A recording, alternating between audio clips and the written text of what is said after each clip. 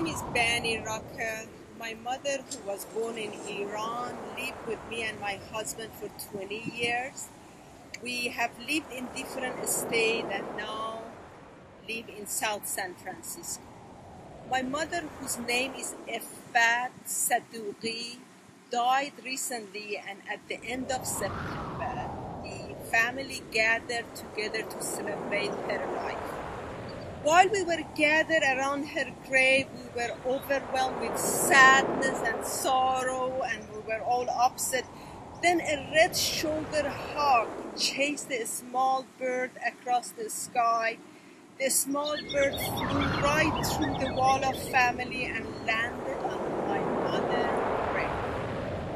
We were all surprised and amazed. The small bird sat on the grave for a long time. We started laughing and giggling and touching the bird. We felt that the bird was a gift for all of us and at this sad time. Because my mother loved birds, the bird reminded us to accept the inevitability of our loss and to celebrate my mother's life by remembering all the good times instead of focusing on our sorrow and sadness.